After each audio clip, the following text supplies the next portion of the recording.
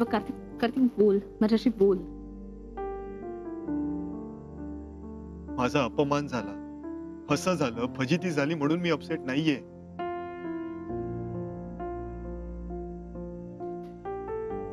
मला लाज वाटते माझी.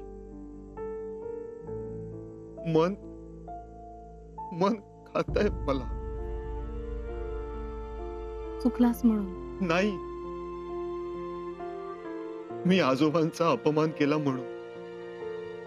पात्रता नसताना एवढं मोठं आव्हान स्वीकारलं. जी त्यांची सगळ्यात चांगली चीज आहे तिला हात लावायचं धाडस केलं.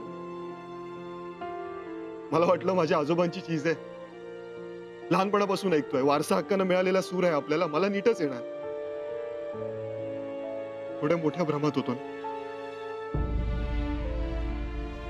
हे विसरलो की ते आजोबा होते, ते त्यांच्या सुरांशी प्रामाणिक होते आणि मी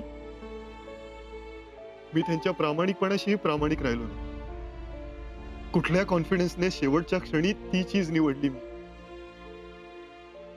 तुला माहितीये, आजोबांनी जशी मला ही चीज शिकवली होती ना, तशी आणखीन एक गोष्ट शिकवली होती की सूर नुसते गळ्यात उतरवावे नाही तर मुरावे लागतात. हेच विसरलो मी, कम्प्लिटली विसरलो. प्रतारणा केलीये मी आजोबांची, प्रतारणा. बघ कार्तिक, असं काहीही नाहीये. तू ना उगाच खूप विचार करतोय. खूप विचार आधी करायला हवा होता. निदान आजोबांचा असा अपमान तरी झाला नसता. कार्तिक, कार्तिक इकडे बघ, माझ्याकडे बघ कार्तिक. हा तोच कार्तिक आहे का? ज्याने मला इतकं छान समजावलं होतं, ज्याने मला धीर दिला, सांभाळलं, तोच आहे का हा? असं का बोलतोयस मग? दुसऱ्यांना सांगणं सोपं असतं. ऐक कार्तिक, स्वतःमध्ये तो समजूतदारपणा असल्याशिवाय दुसऱ्याला असं नाही सांगताय. खोटं सुद्धा नाही. या मॅचच्या काही मिनिटात, त्या क्षणात जे काही घडतं ते महत्वाचं असतं. पण ते जर का आपल्याला हवं तसं आपल्या मनासारखं नसेल तर आपण आयुष्यभर केलेली मेहनत वाया नाही जात. हे कोण म्हणालं होतं मला कार्तिक? श्रुती, तू मेहनत घेतली होतीस. अरे तू सुद्धा मेहनत केली होतीस. अगं मॅच मध्ये 100% दिलेलं पाहिलंय मी. अरे तू सुद्धा तुझे 200% दिलेस. नाही अगं, नाही दिलेत. तुझी प्रॅक्टिस चोख होती पण माझा रियाज कमी पडला. बस मग झालं तर. हे बघ कार्तिक, स्वतःची चूक कळणं जितकं महत्वाचं असतं ना, तेवढंच ती चूक का झाली हे कळणं सुद्धा महत्वाचं असतं. रियाज न केल्यामुळे जर का हे झालं असेल तर त्यातून धडा घे आणि पुन्हा असं होणार नाही याची काळजी घे. त्याने काय होणार आहे? होणार नाही प्रतारणा. ही एवढी गोष्ट जर का केलीस ना तर आजोबांची प्रतारणा होणार नाही. हा, पण झालेली चूक सुधारायची सोडून जर का भलत्याच गोष्टींचा विचार करत बसलास तर तरी तुझ्या कलेशी प्रतारणा असेल. हे सगळं पुढचं झालं श्रुती. हे जे आता घडून बसले त्याचं काय? ते बदलणं आपल्या हातात नाही. पण त्या सगळ्या गोष्टी विसरून जा किंवा लाईटली घे असंही मी म्हणणार नाही. पण त्यामध्ये हरवून न जाता झालेली चूक सुधारण्यासाठी प्रयत्न कर आणि तू लगेच कर. तर नक्कीच करू शकतोस ना तू कार्तिक. मला खात्री आहे तू हे करशील ना?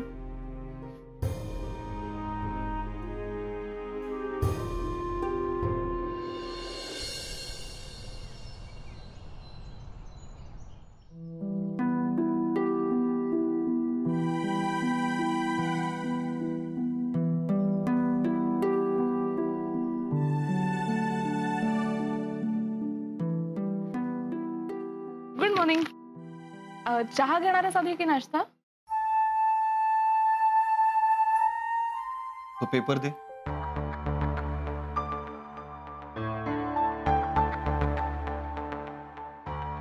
अरे देते ना पेपर. तू आधी नाश्ता तर करून घे. तू पेपर का तिथे ठेवलास? अरे प्लेट ठेवायची होती ना इथे, मग नाश्ता करून घे ना आधी. काय झालंय? काही नाही. मग सगळ्यांचे चेहरे असे काय?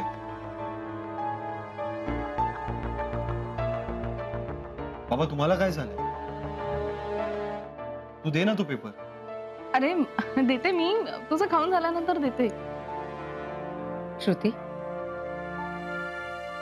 दे तो पेपर त्याला, कळू दे त्याला. पण माई अहो, असावरी तो बाहेर गेला तर त्याला कळणारच आहे ना. मग इथे घरात असतानाच कळू दे ना, तर जास्ती बरं आहे.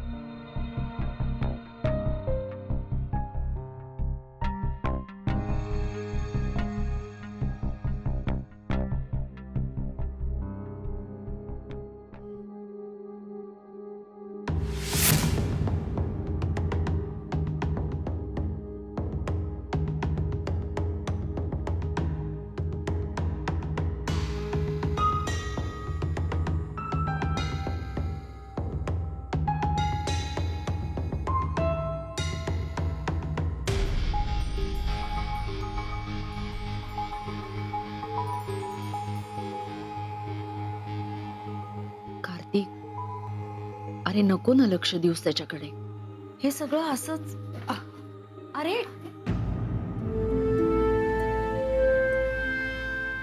सगळं इतकं मनाला लावून घेतो ना, आता सगळा राग जेवणावर काढेल तो. काय करावं ना खरंच काही कळत नाही बाबा. हे बघ, श्रुती गेलीये ना, ती समजावेल त्याला. माई ती पण लहानच आहे ना. काल सुद्धा ती मुलगी कावरी बावरी झाली होती.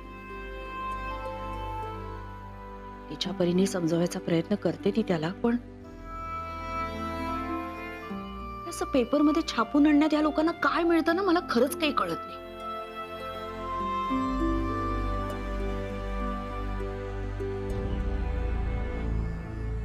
प्रसन्न, काय करतोयस तू? कुणाला फोन करतोयस? ते सुधीर परब हे या समीक्षकांपैकीच एक आहेत. जरा बोलतो, फोन घेऊ देत, मग जरा बोलतो त्यांच्याशी. प्रसन्न, फोन ठेवून दे. माझ्या त्यांच्याशी बोलू दे तर मला. तू आधी माझ्याशी बोल. फोन ठेव आधी. फोन ठेव प्रसन्न. प्रसन्न, अरे या फोन लावून काय होणार आहे?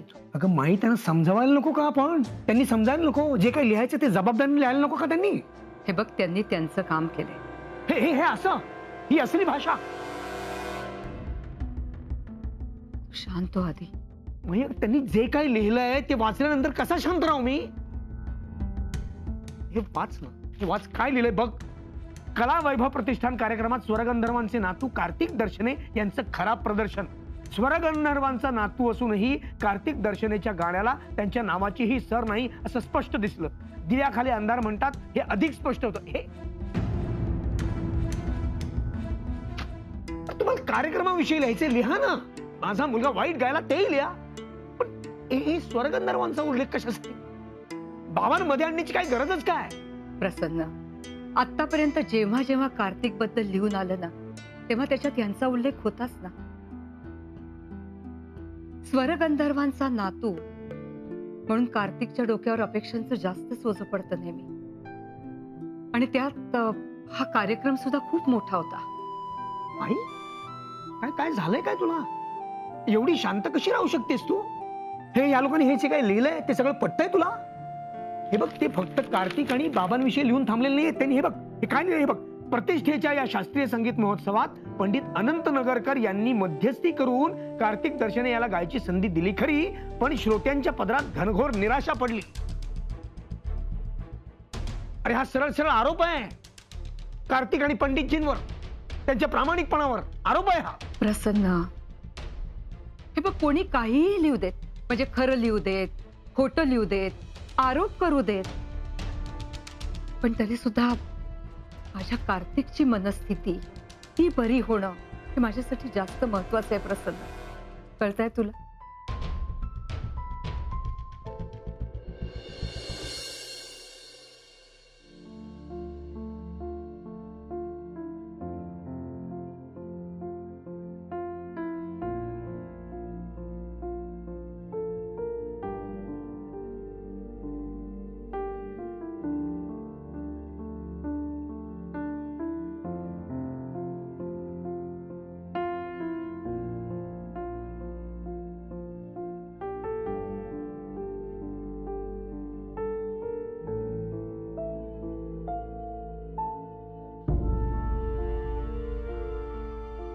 का लांब जातोस माझ्यापासून? मला एकटं राहू दे. का आणि किती वेळ? हे बघ कार्तिक, आम्ही कोणीच तुला झालेल्या गोष्टीबद्दल दोष देत नाही आहोत आणि देणारही नाही आहोत. आम्ही सगळे, मला या विषयावर काही बोलायचं नाही. मला सुद्धा या विषयावर काही बोलायचं नाही अजिबात. पण तूच तो विषय सोडत नाहीयेस. कार्तिक, कार्तिक इकडे, कार्तिक इकडे बघ.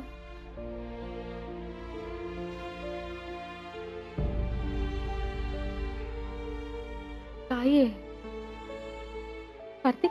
एक परफॉर्मन्स फसला म्हणून तुला एकदा सांगून कळत नाहीये का? मला या विषयावर नाही बोलायचं. ओरडू नकोस ना. मी शांतपणे बोलतेय ना तुझ्याशी. नको बोलूस. शांतपणे बोलू नकोस. काहीच बोलू नकोस. नको बोलूस. अरे असं कसं बोलू नको? तू असा चेहरा पाडून बसलायस आणि मी तुझ्याशी बोलायचं नाही का? नाही, कारण तुला कळत नाही. तू गायिका नाहीयेस, तुला संगीतातलं काही कळत नाही, तेव्हा तू नाही बोलायचं. तुला कळतं बॉक्सिंग मधलं?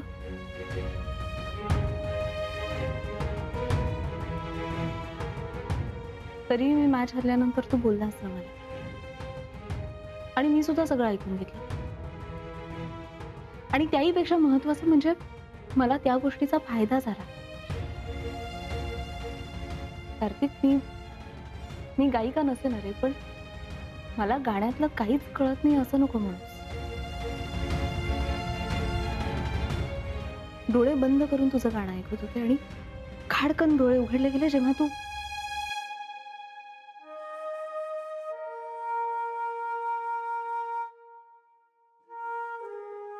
सूर जाणं म्हणजे काय असतं माहितीये मला. बाबांना, ताईला कित्येक वर्ष ऐकत आली आहे मी. म्हणून तू आता मला सल्ले देत बसणारस? नाही, अजिबात नाही. कारण तुला ऑलरेडी कळतं काय बरोबर आहे, काय चूक आहे. तुला नाही कळत आणि कळणारही नाही. तुला काय, कोणालाच नाही. मी काल काय करून बसलो ना, ते कोणालाच नाही कळणार. कार्तिक, श्रुती प्लीज, काही बोलू नकोस. आणि मी म्हंटलंय ना, मला एकटं सोड. मला माझा वेळ द्या ना. मी बघतो माझं काय ते.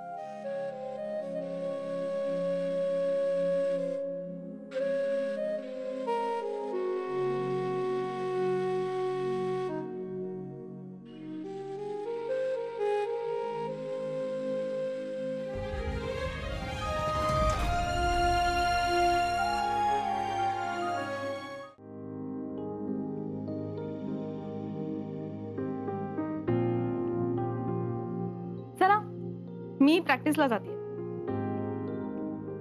मी ना आता आणखी सोमानी प्रॅक्टिस करणार आहे.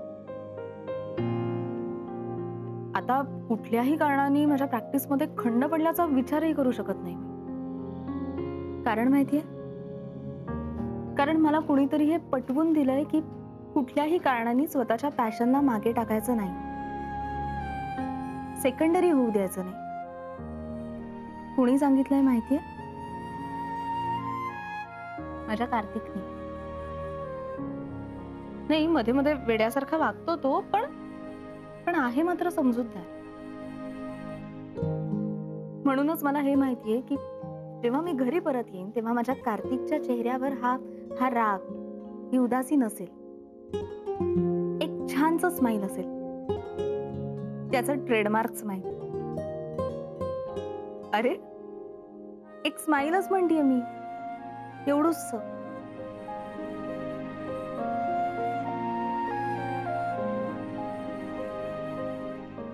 श्रुती प्लीज.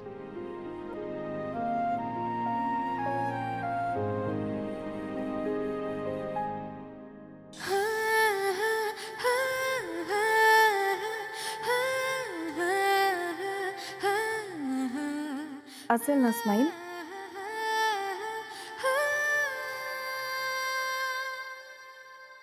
येते मी. बाय.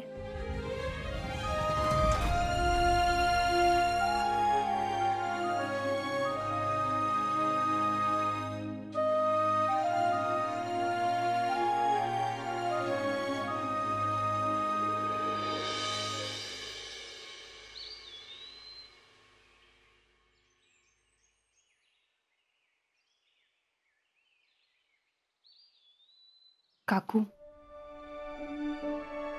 काकू कशा आहात तुम्ही? अगं कालच्या कार्यक्रमानंतर मी कशी असणार उत्तरा? फारच विचित्र झालंय सगळं. आणि यांच्या मोबाईलवरचा मेसेज बघून तर मी हादरलेच ग. अशा गोष्टी करायला खूप उत्साह असतो ना लोकांमध्ये काकू.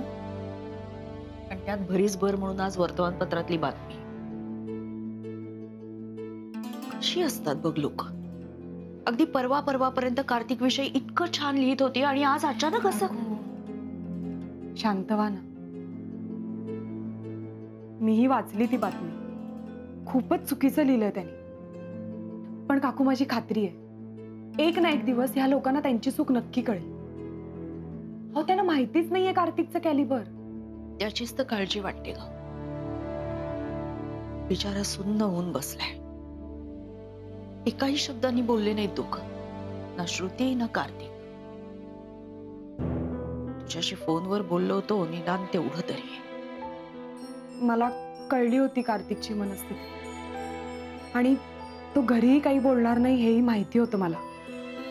निदान श्रुती त्याच्या बरोबर होती ना हे तरी चांगलं झालं.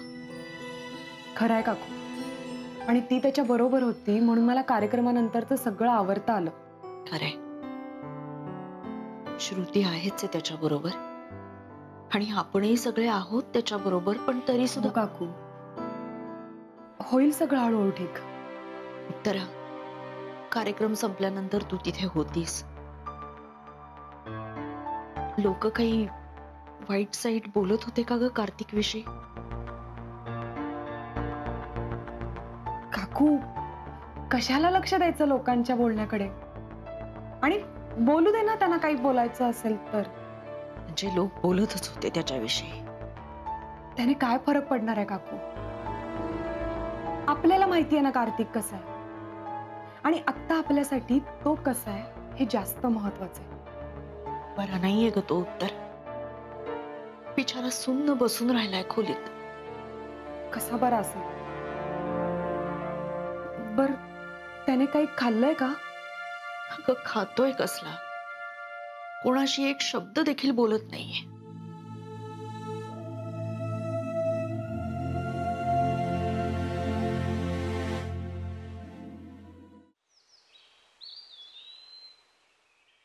आत्या पाणी दे ना प्लीज. श्रुती काय झालं? सांगते. श्रुती काय ग तू कशी काय आलीस अचानक? काय काय एकदम कशी काय इकडे आलीस? एकदम म्हणजे म्हणजे काय म्हणजे घरी परिस्थिती काय आणि तू इथे काय करतेयस? मी तिथे थांबून परिस्थिती बदलणार होती का? श्रुती तू उगाच माझ्याशी वाद घालू नकोस. हे बघ कार्तिकची मनस्थिती आता बरी नाहीये तर अशा परिस्थितीत तू त्याच्याजवळ असणं जास्त गरजेचं आहे ना. तर तू इथं काय करतेयस? नाही बॅग काय? बॅग कसली? तुला माहिती नाहीये कसली आहे? म्हणूनच विचारते ही बॅग कसली? तू आजही जाणार फायटिंग करायला? आत्या प्लीज तू ओरडू नकोस आणि चिडू तर अजिबात नकोस. मग ठीक आहे तू इथे थांबू नकोस आणि क्लब मध्ये जाऊ नकोस. सरळ घरी जा. अरे ही काय जबरदस्ती आहे? कारण हेच करणं योग्य आहे. तुला जबरदस्ती वाटत असेल ना तर वाटू दे पण तू आत्ता घरी जा. आत्या प्लीज बी प्रॅक्टिकल. मी घरी थांबून काय करू? तिथे कोणीही कोणाशी बोलत नाहीये. कोणाचाही मूड नाहीये. कार्तिकचा सुद्धा नीट मूड नाही. आता या सगळ्यात तिथे बसून डोक्याला डोकी लावून गोष्टी उगाळत बसायच्या की त्या नॉर्मल व्हाव्यात, रुटीन व्हाव्यात याच्यासाठी प्रयत्न करायचे. अगं असं करून कसं चालेल श्रुती? कार्तिकला एकटं नाही का वाटणार? हे बघ आत्या, मी तिथे नसताना ना त्याला त्याची स्पेस मिळेल, त्याला वेळ मिळेल त्याचा, आणि मी तिथं निघून येणारच नव्हते. आत्या, तुला तिथे सिच्युएशन काय ते नाही माहिती. ठीक नाही माहिती ना? हे इथे बसते तुझ्या समोर, सांग मला, समजून सांग आणि पटवून सांग, तू आता या क्षणी इथे येणं कसं बरोबर आहे आणि का? कुमुद, तू तिच्यावर चिडचिड करू नको ग. ती तिथे राहते, तिचे निर्णय तिला घेऊ देत. चुकीचे असले तरी कशावरून चुकीचे आहेत? असतीलही बरोबर. तुला तसं वाटत नसेल, ती समंजस आहे. अशा परिस्थितीमध्ये कसं वागायचं याचे निर्णय ती घेऊ शकते. तिला कळतं तेवढं. बाबा, खरं म्हणजे आता मला नाही कळते की मी कसं वागायला हवं. म्हणूनच मी तुम्हाला भेटायला आलीये. नाहीतर तुम्ही दिल्लीवरून आल्यानंतर असा लगेच मी तुम्हाला त्रास दिला नसता. पण बाबा, मला तुम्हालाच भेटायचं होतं, कारण तुम्ही जे करू शकता ना ते बाकी कोणीही करू शकत नाही. म्हणजे श्रुती बेटा, मी काय करू तेवढं सांग. बाबा, तुम्ही प्लीज एकदा कार्तिकशी बोला ना.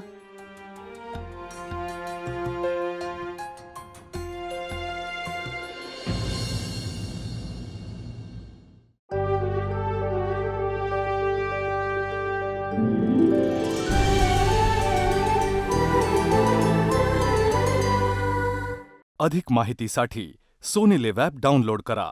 Sony Liv, we live to entertain.